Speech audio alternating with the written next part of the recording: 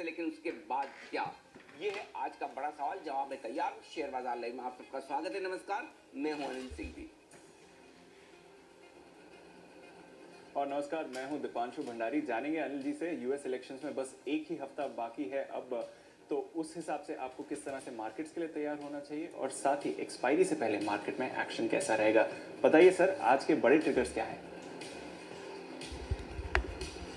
अमेरिकी बाजारों में कमजोरी रही उम्मीद के मुताबिक, लेकिन उम्मीद से थोड़ी सी ज्यादा कमजोरी कह सकते हैं। दीप 222 अंक नीचे बंद हुआ है डाउ। आज निफ्टी की 5 कंपनियों के हैं नतीजे और वायदा कारोबार में 4 कंपनियां। तो नतीजों के लिए आज से पूरा दिन आप रहेंगे बिजी। L&T आज स्पेशल डिविडेंड पर फैसला लेने वाली है। देखते हैं कितना डिविडेंड आता है। वित्त मंत्री की आज बैठक है 10:30 बजे। राहत पैकेज पर विचार होगा, फैसला होगा या नहीं ये देखने वाली बात है, लेकिन विचार होना तय है। तो कल प्रधानमंत्री के साथ बैठक के बाद आज वित्तीय सचिवों के साथ वित्त मंत्री की बैठक है और इस पर रहेगी बाजार की नजर। जी दीप। बिल्कुल अनिल जी, तो आज तो ढेर सारी डोमेस्टिक क्यूज हैं जो मार्केट एक्शन को इन्फ्लुएंस करेंगे, तो उनके बारे में बात करें सर। उससे पहले एक बार जरा ये जो ग्लोबल एक्शन चल रहा है उसके बारे में बताइए। कल भी हमने वीकनेस देखी, बड़ी गिरावट के बाद उतनी ज्यादा सेलिंग नहीं आई, बट डेफिनेटली कल भी जो वीक सेशन रहा और अब जो चुनाव में सिर्फ एक हफ्ता बाकी है, किस तरह से ग्लोबल मार्केट्स के संकेत दिख रहे हैं आपको? देखिए, ग्लोबल मार्केट के संकेतों में दीप 3 फैक्टर हैं जो कल भी हावी थे और आज भी हावी हैं। स्टिमुलस पैकेज में देरी, अमेरिकी चुनाव के करीब पहुंचते ही अनिश्चितता का वातावरण, और तीसरा सबसे बड़ा कारण जिसकी वजह से 2 दिनों से बाजार वहां पर सहमे हुए थोड़े से करेक्ट हो रहे हैं, और वो है कोरोना के बढ़ते हुए मामले, और ये काबू में आते हुए नहीं दिख रहे हैं। और इनके चलते 2 दिक्कतें होती दिख रही है। पहली दिक्कत तो ये कि क्या प्रतिबंध और बढ़ेंगे और क्या फिर से लॉकडाउन की तरफ अमेरिका बढ़ सकता है, जिस तरह से कई यूरोप के कई देश अब और प्रतिबंध बढ़ा रहे हैं। क्या अमेरिका में भी चुनाव के तुरंत बाद फिर से वो हो सकता है? तो पहला डर वो है, और दूसरा डर ये कि अगर ऐसा हुआ तो यूरोप, अमेरिका इस तरह से प्रतिबंध बढ़ाते हैं तो फिर इकोनॉमिक ग्रोथ में रिकवरी का क्या रिकवरी में और देरी हो सकती है। और ये न भूलें कि अगर अमेरिका और यूरोप में प्रतिबंध बढ़ते हैं तो सिर्फ वो इन दोनों के लिए ही अहम है, पूरी दुनिया के लिए अहम है। बड़े बाजार हैं, बड़े देश हैं और इकोनॉमी में अपना दखल रखते हैं, तो ऐसे में ये पूरे ग्लोबल मार्केट्स के लिए मुश्किल वाली चीज़ें हैं। तो 2 चीज़ें बेहद साफ दिख रही है, और वो ये कि ठीक है, नतीजों के दम पर थोड़े बहुत बाजार संभलते हुए दिखे हैं आपको। नैस्डैक थोड़ा मजबूती के साथ बंद हुआ है। आईटी शेयरों में खरीदारी है, वो एक सेफ हेवन है जिसे कह सकते हैं हम। लेकिन ओवरऑल अदरवाइज आप देखें तो अमेरिकी बाजारों में एक संकेत साफ दिख रहा है, वो ये कि ऊपरी स्तरों पर लगातार प्रॉफिट बुकिंग और थोड़ी बिकवाली आती हुई दिख रही है। तो रेंज बाउंड बाजार में ऊपरी स्तरों पर प्रॉफिट बुकिंग, और इसकी वजह ये 3 बड़े फैक्टर हैं जो थोड़ी सी अनिश्चितता बता रहे हैं। अब इनमें क्यों हम तेजी से गिरते हुए अमेरिकी बाजारों को नहीं देख रहे हैं, उसका कारण एकमात्र यही है कि ये तीनों फैक्टर ऐसे नहीं है कि जो आपको पता नहीं है, ये पता है, और पता होने की वजह से इनका रिएक्शन कम है। तो ऐसे में जब 3 बड़े फैक्टर्स आपके सामने हैं तो खरीदार थोड़ा सा इंतजार कर रहे हैं, बहुत एग्रेसिव बाइंग नहीं होती हुई दिख रही है। सबको लग रहा है कि अब से लेकर 15 नवंबर के बीच में अमेरिकी बाजारों में एक हल्का फुल्का करेक्शन आ सकता है। हल्का फुल्का करेक्शन से मेरा मतलब है कि 8 से 10% का करेक्शन आ जाए, कोई बहुत बड़ी बात नहीं है। आने के बाद शायद सबको लगे कि अरे ये तो होना ही था, लेकिन ओवरऑल इसमें कोई डाउट नहीं, इन 3 बड़े ट्रिगर्स के चलते ग्लोबल मार्केट्स ऊपरी स्तरों पर सीमित भी रहेंगे और उतार चढ़ाव भरे भी रहेंगे। तो ये अब स्टिमुलस को लेकर शायद चुनावों तक आपको कोई अच्छी खबर सुनने को ना मिले, ये तय है। दूसरा ये कि चुनाव में क्या कुछ होगा, ये अनिश्चितता भी बनी हुई है और ये बनी रहेगी जब तक कि वोटिंग पूरी ना हो जाए। और तीसरा, कोरोना के मामले जो थोड़े से और बढ़ते हुए दिख रहे हैं, इनमें जब तक गिरावट के संकेत ना आए तब तक बाजारों के लिए ऊपर चढ़ना थोड़ा सा मुश्किल है। तो दिक्कत ग्लोबल मार्केट्स की है, हमारे बाजारों की कोई खास नहीं, लेकिन ग्लोबल मार्केट्स के साथ हम भी जुड़े हैं। तो ऐसे में अगर ग्लोबल मार्केट्स चढ़ना बंद करते हैं, थोड़ा प्रॉफिट बुकिंग दिखाते हैं, आगे बड़े ट्रिगर्स है, तो वहाँ की जो सावधानी है वो सावधानी हमें भी थोड़ी सी लेनी है। और इसीलिए हम बार बार कह रहे हैं कि देखिए, आपको इंट्राडे में बड़े उतार चढ़ाव दिखेंगे, आपको गैप से ओपनिंग, गैप से क्लोजिंग होती हुई दिखेगी। जिस तरह की क्लोजिंग हो उसके विपरीत ओपनिंग हो सकती है, जिस तरह की ओपनिंग हो उसके विपरीत क्लोजिंग हो सकती है। तो ये टिपिकल उतार चढ़ाव के संकेत है दीप, जो सब जगह हैं, वहां भी और यहाँ भी। जी बिल्कुल, तो वॉलेटिलिटी अब से यूएस इलेक्शंस तक और शायद उसके थोड़े बाद भी आपको बढ़ती हुई दिखे सर। पर ये जो आप ऑपोजिट एक्शन की बात कर रहे हैं, इसके बारे में थोड़ा समझाइए, क्योंकि कल हमने देखा, हम तो वीकनेस के लिए तैयार थे, पर जिस तरह से बाजार थोड़ा गिरकर संभले हैं और फिर जो तेजी आई है उसको किस तरह से रीड करना चाहिए? हर एक्सपायरी से पहले एक बड़ी मूव देखते हैं सर, तो क्या ये इस एक्सपायरी की कल बड़ी मूव थी? बाजार की खूबी और खासियत ही यही है दीप कि कब किस वजह से क्या एक्शन हो जाए पता नहीं। हमारी किस्मत अच्छी थी कि कल सही वक्त पर मॉर्गन स्टैनली इंडेक्स में बदलाव की जो खबरें आई, वहाँ नियमों में जो बदलाव होने की बात हुई, उसने कमाल कर दिखाया और एग्जैक्टली उसी वजह से कल हम बच पाए। अगर वो खबर नहीं होती, हाँ थोड़ा बहुत कंट्रीब्यूशन आप इस बात को भी दे सकते हैं कि देर शाम प्रधानमंत्री जी की बैठक होनी थी वित्त मंत्री के साथ, और उसके बाद आज वित्त मंत्री की बैठक है वित्तीय सचिवों के साथ। पैकेज की बात लगातार काफ़ी लंबे समय से चल रही है, नई बात नहीं है, लेकिन ऐसा लग रहा है कहीं कहीं सरकार पैकेज देने का मन भी बना चुकी है और पैकेज की तरफ आगे भी बढ़ रही है। तो मेरा ये समझना है कि जब तक पैकेज ना आए, चाहे वो अमेरिका हो चाहे हम, तब तक तो आप इस उम्मीद में मजबूती रखेंगे। आने के बाद देखेंगे कि पैकेज कितना बड़ा और किस मात्रा में और किस तरीके से आता है, वो बात की है, लेकिन तब तक तो आप उम्मीद में बाजारों को चलते हुए देखेंगे। तो कल ये दो बड़े ट्रिगर्स है जिसने बाजारों में निचले स्तरों से रिकवरी एक साथ दी। एक प्रधानमंत्री के साथ वित्त मंत्री की बैठक, और दूसरा, और जिसमें पैकेज आने की उम्मीद, और दूसरा जिस तरह से MSCI इंडेक्स में बड़ी खरीदारी आने के संकेत आते हुए दिखे, जो कि आगे हम डेटा में विस्तार से बातचीत करेंगे।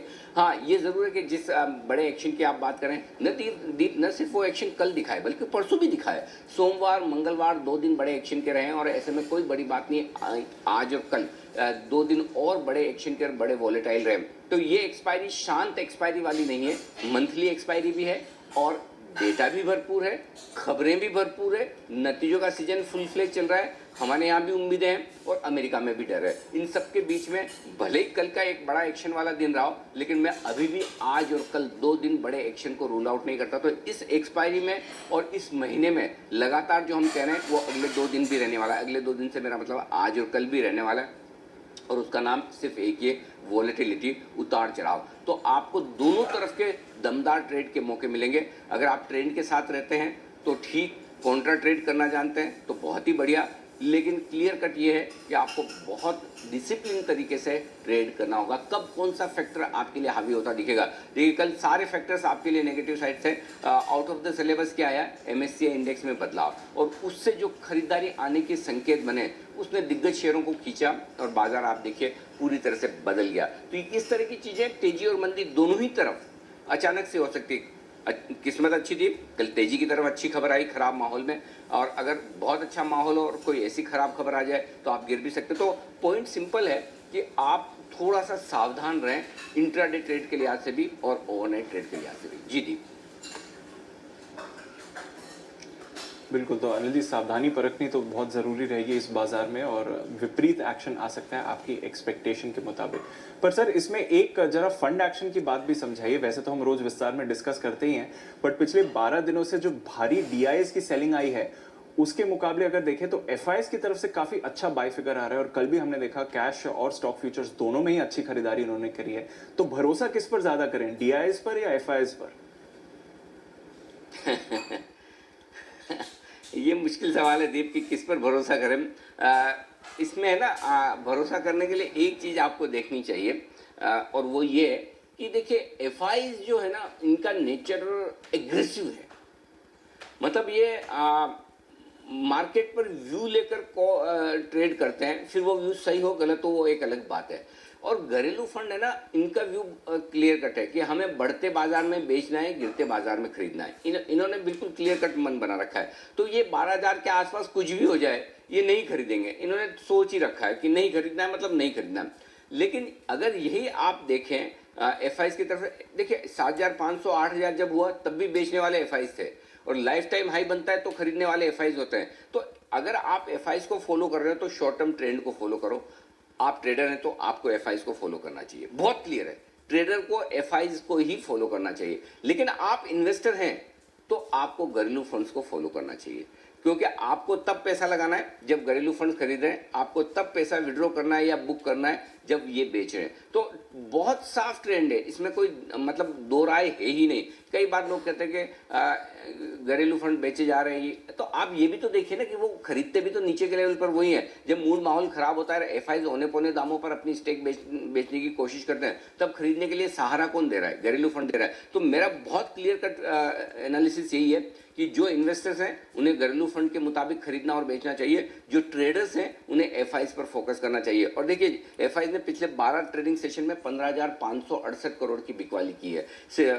माफ कीजिएगा, घरेलू फंड ने 15,568 करोड़ की बिकवाली की है। दीप, इस तरह के आंकड़े बहुत कम हैं जब आपकी इतनी तेज बिकवाली हो। 15,000 करोड़ से ज़्यादा की लगातार बिकवाली अगर कहीं हुई है तो 22 ट्रेडिंग सेशन में एक साथ हुई है। 1 मार्च 2016 से लेकर 4 अप्रैल 2016 तक उन्होंने 22 सेशन में लगातार बिकवाली की, और वो बिकवाली थी 17,750 करोड़ की। इसका मतलब ये है कि 2016 के बाद बड़ी बिकवाली का आंकड़ा एक साथ घरेलू फंड का जो आया है वो अब आया है। तो घरेलू फंड, इसमें कोई डाउट नहीं कि क्लियर कट मन बनाकर बैठे हैं कि 12,000 के आसपास 200-300 पॉइंट ऊपर नीचे ये लगभग उनके हिसाब से टॉप है, इसमें कोई डाउट नहीं। एफआईज की तरफ से सिर्फ परसों का छोड़ दें तो कल फिर से दमदार खरीदारी का आंकड़ा आया। 3515 करोड़ की खरीदारी एफआईज ने की है, और कुल मिलाकर 10,771 करोड़ की खरीदारी वो 6 ट्रेडिंग सेशन में कर चुके हैं, जो कि अच्छे संकेत हैं। ये डेटा मैं आपके सामने अभी ही रख दूं। 3515 करोड़ की कैश में खरीदारी, यानी कि डिलीवरी बेस्ड खरीदारी होती दिखी कई सारे उन स्टॉक्स में जो एमएससीआई इंडेक्स में बदलाव का फायदा उठाएंगे। लेकिन इसके अलावा 2422 करोड़ के स्टॉक फ्यूचर्स भी बेचे, माफ कीजिए खरीदे। तो आप देखिए करीबन 6000 करोड़ की एफआईज की खरीदारी स्टॉक्स में, ये बहुत बड़ी है और बहुत एक साथ आती हुई दिखी है। बिकवाली 1115 करोड़ की इंडेक्स में, और यही वजह कि नेट इंडेक्स लॉन्ग, इसमें बड़ा इंटरेस्टिंग चीज दिख रहा है दीपा एफआईज के डेटा में। नेट लॉन्ग जो है उनके इंडेक्स फ्यूचर्स में वो 60% से घटकर 55% पर आ गई। तो ये नेट लॉन्ग पोजीशन काफी कम हो गई, एफआईज काफी हल्के हो चुके हैं अगर आप इंडेक्स के लिहाज से देखें। तो इसका मतलब क्लियर है कि इंडेक्स में शायद अब आपको यहां से बहुत ज्यादा गिरावट ना दिखे एफआईज के लिहाज से, क्योंकि एफआईज के नेट लॉन्ग आप गट के कितना जाएंगे, 50 से 45% में अगर एफआईज नेट लॉन्ग आ जाते हैं इंडेक्स पे, तो वहां से हमेशा उनका रिवर्सल होता है। तो अब एफआईज और ज्यादा घटाएंगे पोजीशन, इसकी संभावना थोड़ी सी कम है। 50% के नीचे से आपको ये सोचना शुरू कर देना है कि एफआईज वापस से खरीदना कब शुरू करेंगे। स्टॉक्स का जहां तक सवाल है, डेफिनेटली वो पॉजिटिव है, तो ये बहुत अच्छा संकेत आपके लिए। जहां तक घरेलू फंड्स का सवाल है, कल फिर से उन्होंने दमदार 1571 करोड़ की बिकवाली की है, जो कि उनके ट्रेंड के मुताबिक है। तो ओवरऑल डेटा के लिहाज से आप देखें तो एफआईज का सपोर्ट पूरा है जो अब तक स्टॉक्स में था। अगर थोड़ा और इंडेक्स फीचर्स में उनकी लॉन्ग पोजीशन कम हो गई तो अब इंडेक्स में भी नीचे सपोर्ट आ जाएगा, शॉर्ट कवरिंग आ जाएगी, जो कि आपके लिए काम की बात है। जी दीप। बिल्कुल, तो ये जो फंड एक्शन है ये काफ़ी इंटरेस्टिंग हो रहा है और ये आपको अच्छे संकेत दे रहा है ट्रेडर्स के लिए भी, और जो पोजीशन रखते हैं या फिर जो थोड़े लॉन्ग टर्म इन्वेस्टर्स हैं। चलिए सर, फिर आज के एक्शन की शुरुआत करते हैं। फंड्स तो हमने समझ लिए, थोड़ा ग्लोबल एक्शन भी समझाइए जो आप बोल रहे हैं कि नेगेटिव है, और साथ ही बाकी संकेत कैसे दिख रहे हैं। बाकी संकेत में एफआईज के संकेत पॉजिटिव हो ही गए, घरेलू फंड नेगेटिव हो गए। वायदा कारोबार के संकेत मैंने न्यूट्रल से थोड़े से कॉशियस रखे हैं दीप, क्योंकि पुट कॉल रेशियो जिस तरह से बढ़कर आया है, मैं हल्का सा सावधान, मैं बहुत ऐसे डर वाली बात नहीं है, लेकिन कॉशियस से मतलब ये होता है कि आपको ऊपरी स्तरों पर थोड़ा सा सावधान रहना है, बस उतना ही। सेंटिमेंट कॉशियस से न्यूट्रल हुआ है, ये थोड़ा सा बेहतर हुआ है कल की रिकवरी के बाद। ट्रेंड पॉजिटिव था है और उम्मीद करते कि रहेगा भी। अब आइए बढ़ते हैं आगे। निफ्टी 11,775 11,825 आज के लिए डे सपोर्ट जोन है। ये रेंज आज के लिए सपोर्ट के तौर पर काम करेगी। अगर इसके नीचे फिसले संभावना कम है, लेकिन फिर भी 11,675 11,725 स्ट्रॉन्ग बाय जोन है। इस रेंज में आए तो डेफिनेटली खरीदारी करनी ही चाहिए। हाई रेंज निफ्टी की 11,975 12,025, 5-10 पॉइंट ऊपर नीचे का आप अपने हिसाब से देख लीजिए, लेकिन ये रेंज है जो सप्लाई जोन है, बशर्ते इसमें कंडीशन अप्लाई है, और वो कंडीशन ये है 11,935 पार करके टिकना चाहिए। वैसे तो 11,935 पार करना भी मुश्किल दिखता है, लेकिन फिर भी अगर 11,935 पार करके टिके तो फिर आपके लिए दीप 11,975 12,025 perfect sell zone, profit booking zone, short zone भी बनता है। अब आइए बैंक निफ्टी 24,350 24,500, ये बहुत स्ट्रॉन्ग सपोर्ट जोन है। अगर 24,650 के नीचे बैंक निफ्टी ट्रेड करना शुरू करता है तो 650 के नीचे ट्रेड किया तो 24,350, 24,500 ये दिन के लिए खरीदारी का मौका है। यहाँ पर आए तो डेफिनेटली खरीदारी करनी चाहिए। और अगर गलती से इसके नीचे फिसला, वैसे संभावना कम है बैंक निफ्टी के कि इसके नीचे जाए, फिर भी 24,100, 24,250 ये बहुत स्ट्रॉन्ग सपोर्ट जोन और बाय जोन है। इसमें डेफिनेटली खरीदारी भी करनी चाहिए और शॉर्ट्स हैं तो भी मौका मिले तो डेफिनेटली काट लीजिए, वैसे आएगा नहीं, चांस कम है। ऊपरी स्तरों पर 24,825 पार करके बैंक निफ्टी निकला और टिका तो फिर बैंक निफ्टी में 200 से 400 पॉइंट की तेजी की तैयारी होती हुई दिखेगी। तब ये 25,232 का जो हाई बनाया है अगस्त के, मेरे ख्याल से 31 अगस्त के आसपास बनाया है, 28 अगस्त या 31 अगस्त को बनाया है, दोनों में से एक दिन बनाया है, 25,232 वो अगला टारगेट होगा। तो ऐसे में 24,950, 25,200 ये आपके लिए बैंक निफ्टी की ऊपरी रेंज होगी जहाँ पर आप प्रॉफिट बुक करें, चाहें तो हल्का फुल्का शॉर्ट कर सकते हैं स्ट्रिक्ट स्टॉप लॉस के साथ। ये आपके लिए बड़े सपोर्ट जोन हो गए। आज की छोटी रेंज दे दूं 11,825, 11,935 ये निफ्टी के लिए आज की छोटी रेंज है दिन की। 11,775, 11,975 मीडियम रेंज है। ज़्यादा संभावना है कि इस मीडियम रेंज से आप काम चला लेंगे आराम से, कोई दिक्कत वाली बात नहीं और कोई बड़ी बात नहीं अगर आज छोटी रेंज में ही बाजार रह भी जाए तो। और एक्सपायरी के लिए आज से बड़ी रेंज देख लें 11,725, 12,025 ये 300 पॉइंट की रेंज है निफ्टी पर बड़ी रेंज। अब आइए बैंक निफ्टी 24,500, 24,825। फिर बता दूं एक बार कि 24,650 इमीडिएटली बड़ा सपोर्ट है, अगर उसके नीचे गए तो 24,500, 24,825 आज के दिन की छोटी रेंज है। 24,350, 24,950 आज की मीडियम रेंज है और 24,250 से लेकर 25,200 ये आपके लिए निफ्टी पर, बैंक निफ्टी पर बड़ी रेंज है जिसको आपको ध्यान में रखना है। जी दीप। बिल्कुल, तो ये है आपके लिए आज की कुछ अहम रेंजेस जहां पर आप नजर रखिए। सर एफआईएस की पोजीशन तो आपने बताई है 60% से होकर अब 55% हो गई लॉन्ग पोजीशन जो है, जो पीसीआर 1.2 से बढ़कर 1.48 आया है, इससे क्या संकेत ले रहे हैं और जो एग्जिस्टिंग पोजीशन है वहां पर क्या करना चाहिए? 28 बेसिस पॉइंट पीसीआर एक दिन में बढ़ना अच्छा संकेत नहीं, यानी कि लोग थोड़े ओवरबॉट हो गए हैं। ये सिर्फ कल के लिए ओवरऑल आंकड़ों में एक्सपायरी के ठीक एक दिन पहले 1.48 का पीसीआर मेरे लिए ओवरबॉट नहीं है। एक्सपायरी का हफ्ता नहीं होता, महीने की एक्सपायरी नहीं होती तो मैं डेफिनेटली कहता कि ओवरबॉट है। तो अगर आज और पीसीआर दिन के दौरान बढ़कर आए तो आपको सिर्फ एक काम करना है कि ऊपरी लेवल्स पर नहीं खरीदना, और ऊपरी लेवल से मेरा मतलब है 11,975, 12,025 निफ्टी की ये कंजेशन जोन है, तो यहाँ पर आप ना खरीदें, आप करेक्शन में खरीदें। और दिख तो अभी तक यही रहा है कि करेक्शन आपको सुबह ही मिल जाए और सुबह करेक्शन मिल गया तो फिर कोई दिक्कत की बात है नहीं। तो ये आपके लिए डीप ध्यान रखने वाली कोई रेशियो के हिसाब से विक्स थोड़ा सा कोई टेंशन की बात है नहीं।